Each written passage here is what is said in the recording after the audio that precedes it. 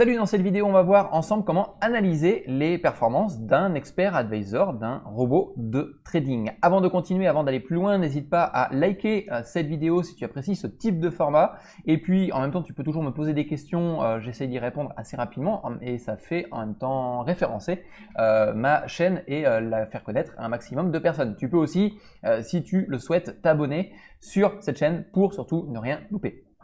Donc voilà, ceci étant dit, on va maintenant rentrer dans le vif du sujet, c'est-à-dire analyser les performances de la stratégie de trading que l'on a exécutée en termes de backtest. Si tu n'as pas suivi, c'est une suite de vidéos qui présente toutes les fonctionnalités que tu peux avoir, les fonctionnalités majeures que tu peux avoir sur MetaEditor, enfin sur MetaTrader et MetaEditor.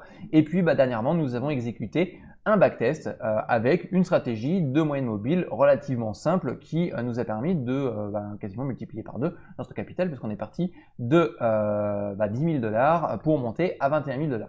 Donc, on a un nouvel onglet. Donc ici, je suis dans le testeur de stratégie. Si dans le testeur de stratégie, tu ne le vois pas, eh bien, tu peux faire un CTRL-R, ce qui permet d'afficher ou de faire disparaître, dans le cas présent, le testeur de stratégie. Autrement, tu peux aller dans la navigation, voir, et puis cadre stratégie.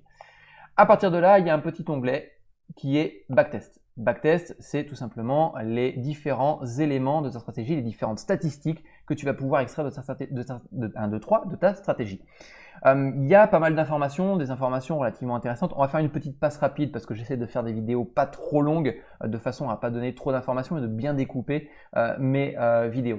Là, actuellement, on va retrouver des informations relativement intéressantes. Ici, nous sommes sur une qualité d'historique de cotation. Donc, c'est l'historique, en fin de compte, des prix qui ont été effectués. Et notamment, je suis à 97%, donc je suis pas trop mal. J'ai une petite zone qui est à 50%, je crois, voilà, 48, 50%. Bon, c'est peut-être parce que j'ai pas téléchargé toutes les bonnes cotations. J'ai juste à rafraîchir tout ça.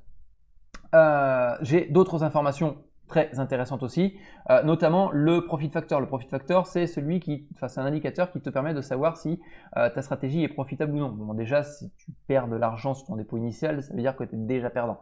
Mais notamment, si là on est à 1,38, c'est un ratio. C'est pas énorme, hein, c'est pas génial, mais notamment si on pouvait dépasser le 2, eh bien pour le coup, ce serait plutôt pas mal. Donc là, tu vois, à partir de là, on peut trouver des estimations, des éléments supplémentaires.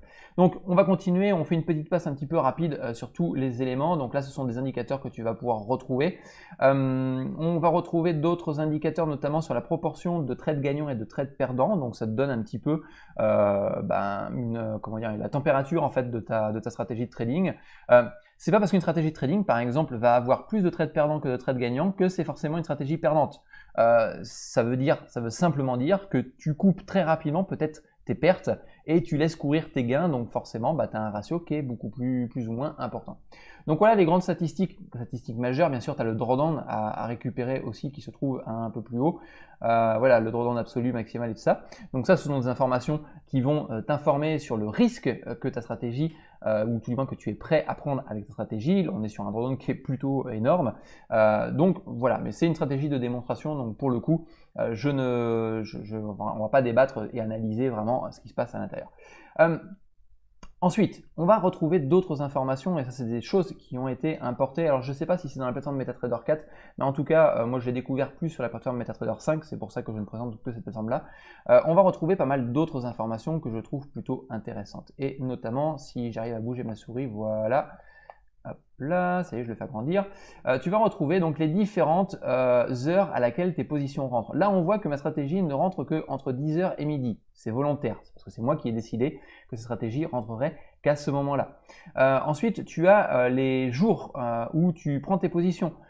Pour le coup, c'est relativement intéressant, c'est-à-dire que tu peux savoir si tu as des jours qui sont moins performants et puis tu vas pouvoir les recouper avec d'autres informations. Ensuite, tu as les entrées par mois, donc là on voit que le mois d'avril on a pris 6 positions, 6 trades, que le mois de septembre on a pris 0 trade. Bon voilà, ça donne des informations, c'est bien, mais c'est pas ce qui va nous intéresser. Ensuite, il y a profit et perte par heure, ça c'est intéressant. Ça veut dire que je sais que le maximum de mes profits se fait à 18 h, ce qui est tout à fait logique puisque ma stratégie est faite de telle sorte que toutes mes positions sortent à 18 h. Et que la plupart des autres profits, ce sont des tout petits profits. Donc c'est plutôt intéressant, c'est-à-dire qu'on sait quand est-ce qu'on a des profits ou des pertes, à quelles heures. Il faudrait que je te montre d'autres exemples de stratégies pour que tu puisses voir et analyser tout ça. Ensuite, on a tout simplement les différents profits pertes par jour ouvré, donc du lundi au vendredi. Et on voit les jours où on est le plus performant ou les jours où on est le moins performant. C'est-à-dire qu'on sait que le lundi, on a de fortes pertes systématiquement. C'est sur l'entièreté des stratégies. Donc tu vois, on retrouve pas mal d'informations. Donc tu connais le proportion de pertes par rapport aux gains en fonction des jours de la semaine. Peut-être qu'il faudrait optimiser notre stratégie à ne pas prendre position le lundi, éventuellement. Mais on verra dans d'autres formations que ce n'est pas forcément toujours bon de suroptimiser une stratégie. Et ensuite, tu as les profits de pertes et de gains, évidemment, par mois, comme on les a, sur les jours de la semaine et sur les heures. Donc là, on voit qu'on a un maximum de pertes au mois de février, etc. etc. mais encore une fois, je n'irai pas optimiser au mois. Ensuite, tu as d'autres informations, comme les corrélations profits, etc., etc. Donc ça, c'est des informations que l'on verra, mais plus poussées dans d'autres vidéos. Et puis il y a la durée maximale, enfin minimale tout du moins, tenue de position jusqu'à la durée maximale. Donc là, on voit que en termes de minutes, je suis à 480 minutes. Donc ça fait à peu près du 5 heures, si je ne me trompe pas, de prise de position maximum. Donc voilà pour l'analyse de ta stratégie de trading avec les informations essentielles que tu peux avoir pour toi et optimiser tes stratégies de trading. Sur ce, encore une fois, n'hésite pas à liker cette vidéo ou me laisser un commentaire si tu as des questions en particulier ou des demandes en particulier.